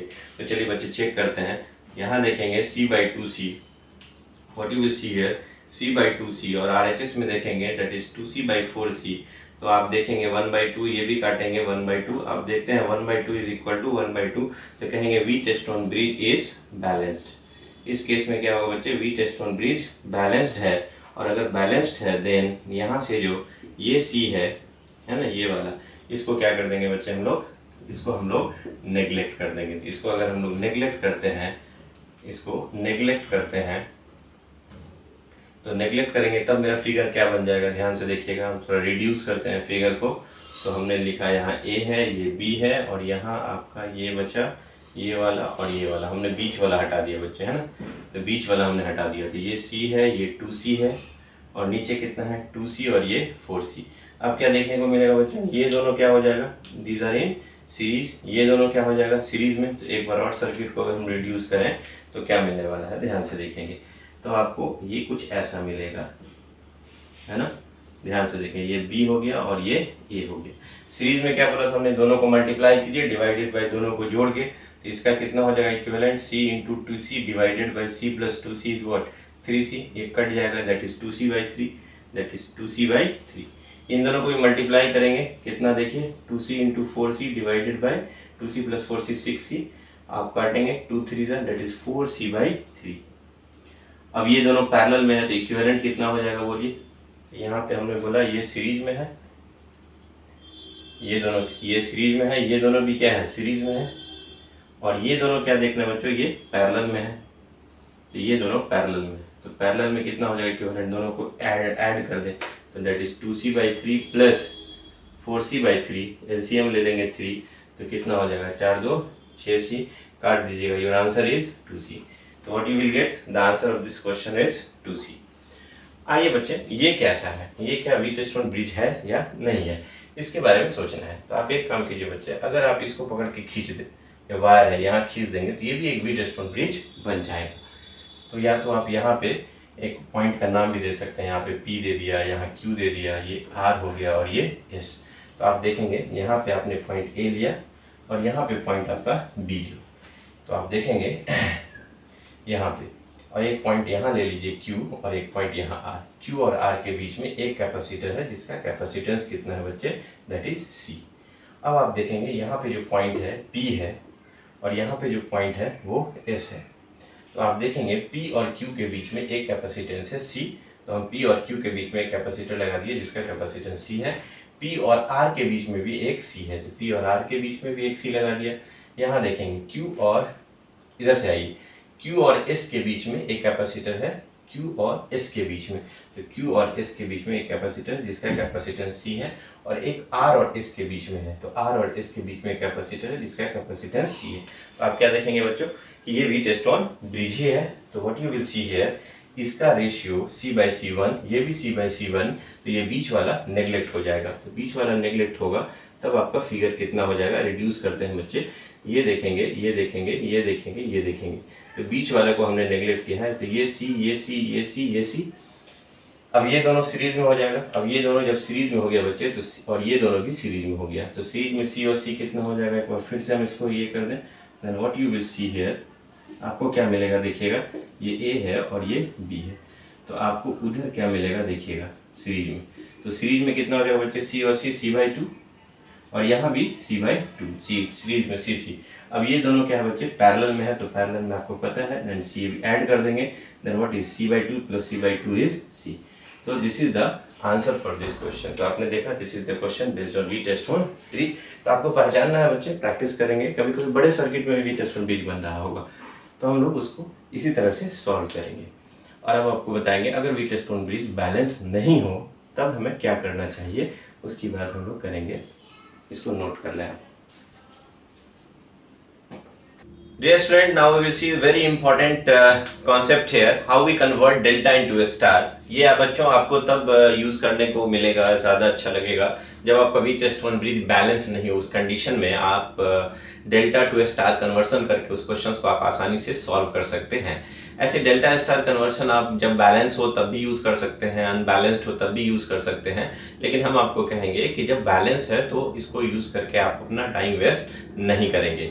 तो बच्चों तभी आप इसको यूज करें जब आपका व्हीटस्टोन ब्रिज बैलेंस नहीं हो, या आपको कंफ्यूजन हो जाए, कहीं सर्किट में इस तरह का अगर फिगर आ गया, डेल्टा है, वहां पे नहीं समझ में आ रहा है कि कौन सीरीज में होगा कौन पैरेलल में होगा, तब आप उसको delta to star method conversion method use कर सकते हैं। तो चलिए बच्चे यहाँ पे देखते हैं, ये एक डेल्टा है, this is the symbol of delta, and there are 3 capacitors are connected, C1, C2 and C3 at ऐसे कनेक्टेड है, यहाँ पे कॉर्नर है P, Q and R। This is the delta. We will convert it into star form. देखेंगे P, Q, R जो terminal है वो वही रह गया, लेकिन ये C1, C2, C3 जो डेल्टा के साइड में था उसका कैपेसिटेंस अब वो चेंज करके स्टार फॉर्म में आ चुका है। तो अब उसका कैपेसिटेंस चेंज करके Cp, P से लगा हुआ, Q से लगा हुआ टर्मिनल CQ और R से लगा हुआ टर्मिनल CR में तब्दील हो चुका है, चेंज हो चुका है। Then what will be the value of Cp, CQ and Cr। तो चलिए बच्चों इसको आप डायरेक्ट याद रखेंगे, और कैसे याद रखेंगे वो भी मैं बता देता हूँ। ये जो डेल्टा देख रहे हैं आप, इसके कॉर्नर से एक डॉटेड लाइन लीजिए, यहाँ से एक डॉटेड लाइन लीजिए और यहाँ से एक डॉटेड लाइन लीजिए। ये देखिए स्टार बन गया। जो डेल्टा था वो कैसा दिख रहा है, स्टार के फॉर्म में, और ये P से जुड़ा हुआ एक कैपेसिटर ले लीजिए Cp, ये Q टर्मिनल से जोड़े हैं, इसका कैपेसिटेंस ले लीजिए CQ, और ये R वाले से है, इसका कैपेसिटेंस ले लीजिए CR। और इसी को यहाँ से रेड वाला का उठा करके यहाँ के लेके चले आइए, यहाँ उठा करके लेके जाइएगा। देन देखिए ये रेड वाला जो दिख रहा है वो क्या है, एक स्टार फॉर्म है, जिसको मैंने यहाँ लिखा, देखिएगा वही P, Q, R, वही टर्मिनल दिखाया हमने, ये Cp दिखाया, ये CQ दिखाया और ये Cr। Cp देखिए ये Cp है, ये CQ है और ये Cr है। मतलब डेल्टा के अंदर में ही हमने स्टार बना दिया और उसे स्टार को निकाल के यहाँ ले आए। Then what will be the value of Cp, CQ and Cr, that is very important. तो अगर आपको Cp का वैल्यू पूछा जाए क्या होगा ना, that is very important. Cp क्या होगा, CQ क्या होगा और सी आर का वैल्यू क्या होगा। तो इसको बिल्कुल याद रख लेना बच्चों। आपको करना क्या है, अगर आप सीपी लिख रहे हैं तो पहले तो ऊपर में आप सबको मल्टीप्लाई कीजिए। 3 कैपेसिटर था C1 C2 C3, तो एक बार C1 इंटू C2 कीजिए और फिर C2 इंटू C3 कीजिए और फिर प्लस C3 इंटू C1 कीजिए और डिवाइडेड बाय, देखिए C1 into C2 plus C2 into C3 plus C3 into C1 divided by CP लिखने जा रहे हैं बच्चों, ये वाला CP। तो CP के सामने देखेंगे कौन सा कैपेसिटर है डेल्टा में, दैट इज C1, तो आप इसको C1 से डिवाइड कर दीजिए, है ना। इसी तरह से बच्चों CQ लिखना है, Q वाला, तो ऊपर में तो वही हो जाएगा C1 into C2 plus C2 into C3 plus C3 into C1 और डिवाइडेड बाई Q के सामने देखिए R में क्या लगा हुआ है, Q के सामने जो कैपेसिटर है उसका कैपेसिटर C2, तो आप इसको डिवाइड कर दिए C2 से।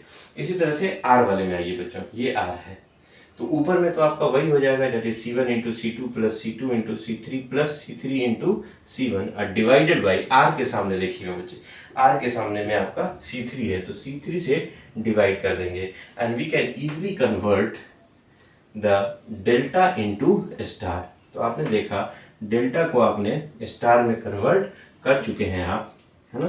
अब आपको करना क्या है बच्चे, इसको अप्लाई करना है प्रॉब्लम्स में।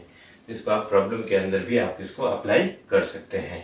एक एग्जांपल छोटा सा मैं अगर आपको दे दूं, यहाँ पे ध्यान से देखेंगे। अगर हमने एक डेल्टा लिया लाइक दिस, है ना, और यहाँ पे टर्मिनल दे दिया P Q R, एक एग्जांपल दे रहा हूँ मैं यहाँ पे, तो आप देखें बच्चों क्या होगा। मान लीजिए यहाँ पे 1 माइक्रोफैराड कैपेसिटेंस है, यहाँ पे 2 माइक्रोफैराड कैपेसिटेंस है और यहाँ पे 3 माइक्रोफैराड कैपेसिटेंस है and you have to convert it into delta. आपको इसको डेल्टा में कन्वर्ट करना है, तो आपको क्या करना है, यहाँ से ऐसे ले आए, यहाँ से ऐसे ले आए, यहाँ से ऐसे ले आए। इसका नाम हमने रख दिया CP, इसका नाम रख दिया हमने Q टर्मिनल से, दैट इज CQ, और इसका नाम हमने रख दिया बच्चे R टर्मिनल से, इसका नाम हमने रख दिया CR। तो देखिए CP का वैल्यू क्या होगा, तो CP का वैल्यू अगर निकालेंगे बच्चों ये वाला, तो पहले 3 कैपेसिटर है 1 2 3, तो मल्टीप्लाई कर देंगे, ये 1 into 2 plus 2 into 3 plus 3 into 1 और डिवाइडेड बाई C1 के सामने, CP के सामने कौन सा है 1 माइक्रोफैराड, तो 1 माइक्रोफैराड, तो कितना हो जाएगा देखिएगा 3 और ये 6 9 और 2 11, 11 बाई 1 दैट इज 3 याद है 3 दूनी 6 प्लस 3 9 2 11 माइक्रोफैराड। ये आपका CP का वैल्यू आ गया। इसी तरह से अगर आप CQ का वैल्यू निकालेंगे बच्चे, ये वाला है ना, CQ का वैल्यू, इसका कितना होगा कैपेसिटेंस, तो ऊपर में तो आपने मल्टीप्लाई करके रखा ही है 11 माइक्रोफैराड, है ना, और नीचे 11 माइक्रोफैराड का स्क्वायर एक्चुअली, है ना, तो 11 डायरेक्ट लिख देते हैं हमने 11 और CQ के सामने क्या है 2, then it will become 11/2 microfarad. इसी तरह से CR निकालना है, तो CR ये वाला, इसके सामने कितना है 3, तो ऊपर में मल्टीप्लिकेशन जो है वो 11 है, ये 11/1 जो है 11 ही आ गया, है ना। यहाँ पे क्या देखेंगे CR में क्या हो जाएगा 11 डिवाइडेड बाई R के सामने कितना है 3, दैट इज 11/3 माइक्रोफैराड। तो आपने इससे क्या निकाल लिया CP CQ and CR। Now see dear student, इसका एक डेल्टा वाला फिगर बना दे, तो what you will see here, this is P and Q and this one is R। अभी आपने निकाला ये और ये, तो क्या था बच्चों, ये था आपका CP P के सामने and this is CQ and this one is CR। तो आपने इस डेल्टा को यहाँ निकाल दिया और आपने देखा how you convert delta into a star. The value of CP is 11 microfarad, CQ is 11/2 microfarad and CR is 11/3 microfarad. तो बच्चों हमने सीखा how we convert delta into a star. तो चलिए हम इस पे आपको दिखाते हैं बच्चे कि इसका एप्लीकेशन हम वीटर्सटोन ब्रिज में कैसे करते हैं। तो बच्चों first of all note it down, आप इसको पॉज करके नोट कर लीजिए और उसके बाद हम यहीं से कंटिन्यू करेंगे। तो बच्चों note it down.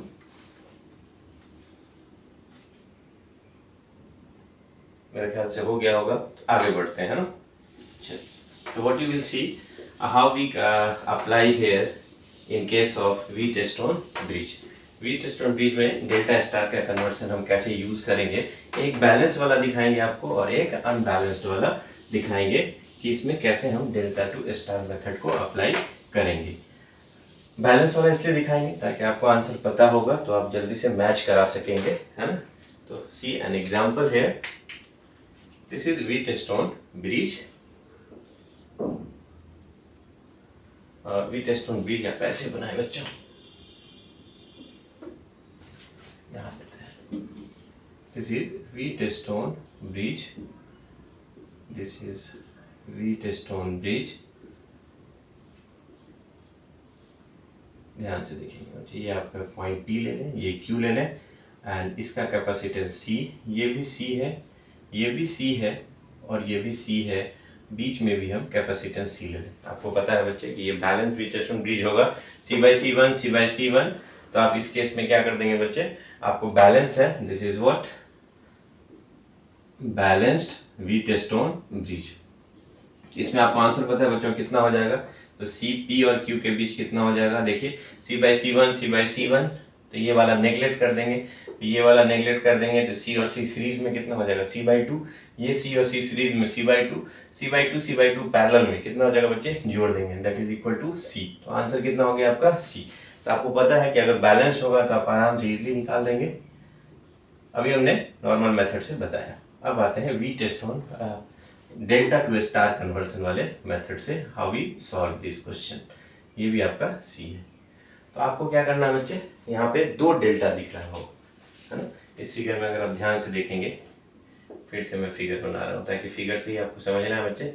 You will write here, this is P, this one is Q, इसको मान लेते हैं R, और ये S। यहाँ पे भी एक कैपेसिटर जुड़ा हुआ है, क्या जुड़ा हुआ, ध्यान से देखेंगे, ये वाला C, ये भी C है और ये भी C है।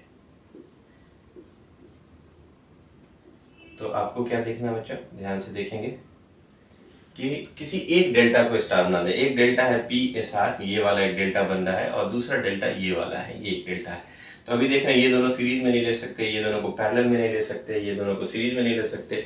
तो मुझे एक डेल्टा को स्टार बना दें, तो कोई एक डेल्टा ले लें, ये वाला, ये वाला और ये वाला। हम एक डेल्टा लिए PSR, इसको हम स्टार बनाने जा रहे हैं, तो रेड वाले से हमने स्टार बनाया है बच्चों। ध्यान से देखेंगे, यहाँ पे कैपेसिटर जोड़ दें और इसका नाम क्या रखेंगे, P वाले से CP, ये किसके सामने S से जुड़ा हुआ है, दैट इज CS, और ये वाला CR से जुड़ा है, that is CR। Now what is the value of CS, CP and CR? तो अगर मुझे CS निकालना है बच्चे, तो देखिए क्या हो जाएगा, या CP निकालते हैं पहले, CP निकालना है मुझे पहले, ये वाला, तो तीनों का मल्टीप्लिकेशन करना है जो साइड में है, तो C इंटू C, फिर प्लस ये साइड का कितना है डेल्टा में, C इंटू C, और प्लस ये भी C into C, C into C, और डिवाइडेड बाई सामने वाला कैपेसिटेंस कितना है C। तो ऊपर में देखिए बच्चे हो गया 3CS² C, that is equal to 3C। इसी तरह से बच्चे CS निकालना हो तो ऊपर multiplication C into C C², ये C into C C², C into C C², 3C² divided by S के सामने जो कैपेसिटर है उसका कैपेसिटेंस C है, तो ये भी आपका 3C हो गया। इसी तरह से CR का वैल्यू निकालेंगे बच्चों, तो मल्टीप्लिकेशन में ऊपर में तो 3C² होगा, मल्टीप्लाई करेंगे एक दूसरे को तो, और समेशन कर दें, और R के सामने जो कैपेसिटेंस है वो C है, तो आप क्या देखना है, ये भी हो गया आपका 3C। तो बच्चों अब आपका जो वो फिगर बना वो देखेंगे कैसे बना। ये आप इस सर्किट को जब रिड्यूस करेंगे तो देखिए अब यहाँ से ये इसका काम खत्म हो गया, तो इसका जब काम खत्म हो गया तो हम इसको हटा सकते हैं। तो हम हटा करके ऐसे बनाएंगे, देखिए हम वहाँ पे हटा नहीं रहे, आप ध्यान से देखेंगे, ये ऐसे, ये ऐसे, ये ऐसे, और ये जो यहाँ था वो वैसे ही है। आप देखेंगे बच्चों, एकदम ध्यान से देखिए, कोई हड़बड़ाहट नहीं है। ये C है, ये C है, ये Q है, और ये वाला पॉइंट P है, और ये R है, और ये S है। लेकिन अब इसका वैल्यू चेंज हो चुका है। अब CP का वैल्यू यहाँ पे देखिएगा 3C है, ये CR भी 3C है, और ये भी 3C है। अब बच्चे आप ध्यान से देख लेंगे, ये दोनों सीरीज में हो जाएगा, ये दोनों सीरीज में हो जाएगा, फिर दोनों क्या हो जाएगा, पैरेलल में। तो सॉल्व कर लेंगे, तो देखिए क्या हो जाएगा बच्चे, है ना। ये दोनों जो सीरीज में होगा तो उसका वैल्यू कितना होगा, तो ये दोनों जब सीरीज में होगा तो उन दोनों का इक्विवेलेंट कितना हो जाएगा, 3C into C divided by 3C plus C 4C, that is 3C/4। यहाँ भी कितना हो जाएगा बच्चे, 3C और C सीरीज में है, तो इन दोनों का जो इक्विवेलेंट हो जाएगा दैट इज 3C/4। तो इसको और रिड्यूस कीजिए, जब इस फिगर को और रिड्यूस करेंगे तो what you will get here, ये तो आपका 3C जैसा है वैसे ही रहेगा। और यहाँ देखेंगे बच्चे, हाँ ये 3C/4 3C/4 ये दोनों पैरेलल में होगा, तो ये दोनों का इक्विवेलेंट जब लेंगे 3C/4 3C/4, है ना, तो तो पैरेलल में लेंगे तो दोनों को जोड़ेंगे तो आपको हो जाएगा, ये दोनों जोड़ करके कितना हो जाएगा बच्चे, 3c/4 इंटू 3c/4 को जब जोड़ेंगे, पैरेलल में है नॉट इंटू, तो ये दोनों जब जुटेगा तो 3c/4 इंटू 2 कर दें, क्योंकि दोनों है तो कटेगा, तो कितना बचेगा, that will be here 3c/2। अब यहाँ पे देखेंगे p और q के बीच में ये दोनों पैरेलल में है, तो डायरेक्ट हम लिखेंगे बच्चे, अगर पैरेलल में है ये p और q तो एक बार दोनों को मल्टीप्लाई करेंगे, कितना आ जाएगा 3c इंटू 3c/2 और नीचे दोनों को जोड़ देंगे 3c प्लस 3c/2, ऊपर में आ जाएगा बच्चे देखिएगा 9c² 2 और नीचे जब एलसीएम लोगे आप ये 2 और ये 3 2 जा 6c प्लस 3c, ये कट जाएगा और यहाँ क्या बचेगा देखिएगा बच्चे 9c² 9c, तो 9 से 9 कट गया, एक c से c कट गया, तो आंसर क्या हो गया c। तो आपने क्या देखा, जो यहाँ निकाला था वीट बैलेंस में, अगर हम delta to star conversion method अगर हमने यूज किया तब भी मेरा आंसर उतना ही आया, लेकिन इसमें आपको टाइम लगेगा। तो बैलेंस है तो आप बैलेंस वाला मेथड अप्लाई कीजिए, है ना, और जब बैलेंस नहीं रहे तभी आपको यूज करना है डेल्टा टू स्टार कन्वर्सन। तो इसको बच्चे आप नोट कर लें, फिर हम आपको एक बताते हैं अगर बैलेंस नहीं रहे तब क्या करेंगे। Now see dear student, this is V-test 1 bridge balance, एक C है दूसरा 2C है, तो इसका रेशियो C/2C is 1/2 और यहाँ 2C और इस आर्म में C है, then 2C/C is 2। तो यहाँ देख रहे हैं इधर 1:2 है, इधर 2:1 है, तो आप देख रहे हैं V-test 1 bridge is not balanced। इस केस में आप इसको कैसे सॉल्व करेंगे, equivalent capacitance between the point P and Q। तो बच्चों इसको आप डेल्टा स्टार कन्वर्ट करके खुद से सॉल्व कर सकते हैं। आप पॉज कीजिए वीडियो को और इसको सॉल्व कीजिए और फिर देखिए कि हम जो बना रहे हैं उससे आपका आंसर मैच किया है कि नहीं। तो चलिए बच्चे इस फिगर को हम फिर से दिखा रहे हैं, आपको ध्यान से देखिएगा और आप खुद से भी बना सकते हैं। आपको बनाना ही है खुद से बच्चों पहले, उसके बाद ही ये देखना है कि हमने क्या किया। तो हमने वेरी सिंपल फिर से फिगर को रीड्रॉ किया और हमने यहाँ जो वैल्यू दिया हुआ था उसी को मैं पुट कर रहा हूँ। तो कितना होगा बच्चों देखेंगे आप ध्यान से। तो what you will see here C, this is 2C और यहाँ था आपका 2C और यहाँ C और बीच में कितना था बच्चे C। आपको करना क्या है, इस फिगर में इक्विवेलेंट कैपेसिटेंस निकालना है P और Q के बीच, किसी एक डेल्टा को स्टार बना दें। तो बच्चों अगर हम इस डेल्टा को स्टार बना दें तो क्या होगा, ये वाला कैपेसिटेंस CP हो जाएगा, ये वाला CS और ये वाला CR, और फिर आपका जो फिगर होगा वो क्या होगा ध्यान से देखेंगे। तो आपने रिप्लेस कर दिया है लाइक दिस, है ना, ये आपका Q है and this is P and this is R and this is S। तो यहाँ पे जो कैपेसिटेंस अब आपका आ जाएगा वो ध्यान से देखेंगे, ये आपका CP होगा, this is CR and this is CS, और ये जैसा था वैसे ही रहेगा। ये आपका 2C और यहाँ क्या था बच्चे C था। तो आप CP, CS और CR का वैल्यू निकाल के वहाँ पुट कर दीजिए, व्हाट यू विल गेट। तो देखिए बच्चों CS का वैल्यू कितना या CP का वैल्यू कितना मिलेगा मुझे, इस CP का वैल्यू। तो पहले तो मल्टीप्लाई कीजिए, है ना, तो यहाँ से मल्टीप्लाई करना शुरू करें तो क्या मिलेगा 2C into C, 2C into C plus ये C इंटू C प्लस ये C इंटू 2C। तो आपको नीचे डिवाइडेड बाई CP के सामने क्या है C, तो ऊपर में देखिए कितना मिला 2C² plus 2C² 4C² plus C², 5C² upon C, that is 5C। इसी तरह से बच्चों CQ जब लिखेंगे तो ऊपर में तो 5C² ही रह जाएगा और Q के सामने वाला Q नहीं सॉरी आप क्या लिखेंगे CS निकालना है। तो CS के सामने वाला देखेंगे बच्चों क्या है, CS के सामने CS ये है, S के सामने क्या है C से डिवाइड करेंगे, ये भी आपका आ जाएगा 5C। इसी तरह से बच्चों CR का वैल्यू निकालेंगे, that is 5C² divided by CR के सामने क्या है 2C, तो 2C से डिवाइड करेंगे, दैट विल बिकम 5C/2। तो यहाँ पे वैल्यू हम पुट कर देते हैं बच्चे। CP का वैल्यू कितना आया था, CP का वैल्यू आया था आपको 5C, you will see here this is 5C। CR का वैल्यू आया था कितना बच्चों, that is 5C/2, this is 5C/2 and CS का वैल्यू आया था बच्चों कितना 5C। तो अब क्या देखेंगे, ये दोनों जो बच्चों हो जाएगा वो दोनों सीरीज में हो जाएगा, ये भी दोनों सीरीज में हो जाएगा। तो अब जो फिगर हम रीड्रॉ करेंगे देखिए क्या होगा, ये आपका P यहीं पे है और ये आपका 5C है ना, और ये दोनों मिलके कितना होगा देखा जाए, और ये आपका फाइनल हमने क्यों लिखा। तो यहाँ देखेंगे 5C और C है, इस सीरीज में है, अगर आप सीरीज में है इन दोनों को सॉल्व करेंगे तो 5C into C divided by 5C plus C 6C that is 5C by 6, तो नीचे आ जाएगा 5C बाई 6, और ऊपर में कितना हो जाएगा, ये दोनों भी सीरीज में है, तो सीरीज में है तो एक बार मल्टीप्लाई कीजिए 5C by 2 plus 2 into 2C divided by 5C by 2 plus 2C, ऊपर में आ जाएगा 10C स्क्वायर बाई 2 और नीचे आ जाएगा 2 LCM ले लीजिए तो 2 2 4, 4C plus 5C that is 9C by 2, cut जाएगा C से C कट जाएगा, that will be 10C by 9, तो कितना आ जाएगा बच्चे आपको, दैट इज 10C बाई 9।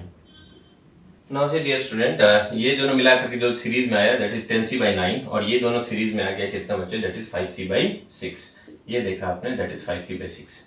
तो हमने यहाँ लिख दिया इन दोनों का series that is 10C by 9 जो यहाँ आया, और ये लिखा हमने 5C और C का जो सीरीज है दैट इज 5C बाई 6। अब इन दोनों फिगर को रिड्यूस करें तो ये दोनों, ये आपका 5C रह जाएगा और ये Q, और ये दोनों क्या है बच्चे पैरेलल में है, तो अगर ये पैरेलल में है तो पहले पैरेलल कर ही लेते हैं, फिर हम लोग लिखते हैं इन दोनों का पैरेलल इक्विवेलेंट क्या होगा, ये दोनों पैरेलल में है कौन कौन, ये और ये, तो इसका इक्विवेलेंट कितना होगा तो जोड़ देंगे that is 10C by 9 plus 5C by 6, LCM ले लीजिए 18, 9 दूनी 18 और 2 से मल्टीप्लाई 10 इंटू 2 कितना हो जाएगा 20C, और ये देखेंगे आप 3 और 5 दिए 15, तो we will see here this is 35C by 18।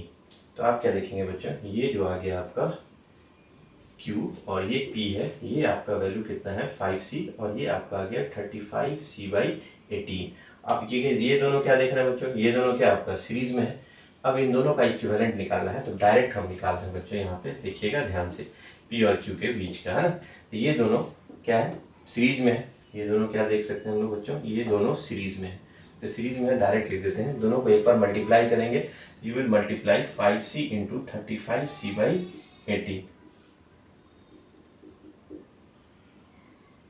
और नीचे दोनों को जोड़ के ऐड कर दें, what you will see here, तो ये आप जब मल्टीप्लाई करेंगे तो आपको मिलेगा, ऊपर में देखेंगे अगर आप तो 5C into 35C divided by 18 और नीचे जब LCM लेंगे 18 तो 18 पंचे 90C प्लस 18 35C, तो what you will see here 18 से 18 कट जाएगा, ऊपर में देखेंगे that is 5C into 35C divided by ये है 125C, 90 प्लस 35, ये कितना होगा, एक C से C कट जाएगा, ये काटिएगा तो 5 इंटू 25 इज 125 एंड 5 से काटिए 5 5 ज़ा 25, 5 7 ज़ा 35, देन P और Q के बीच का इक्विवेलेंट जो होगा that is 7C by 5 that is 1.4C। तो आपने क्या देखा बच्चे, अगर वीटलस्टोन ब्रिज बैलेंस नहीं है तो हमने डेल्टा स्टार कन्वर्सन लगा करके एक डेल्टा को स्टार बनाया और उसके बाद सीरीज पैरेलल करके इक्विवेलेंट कैपेसिटेंस कितना देखा हमने दैट इज 7C बाई 5 और 1.4C। तो बच्चे ये था application of delta conversion of delta into star. एक और मेथड दिखाएंगे जो बिल्कुल ट्रिक है, जिसमें कलम छूने की जरूरत आपको नहीं पड़ेगी और फ्रैक्शन ऑफ सेकंड में आपने इसको आंसर कर देंगे। तो चलिए पहले बच्चों इसको नोट कर लीजिए, फिर हम उस पर आते हैं। Now see dear student, this is sigma method.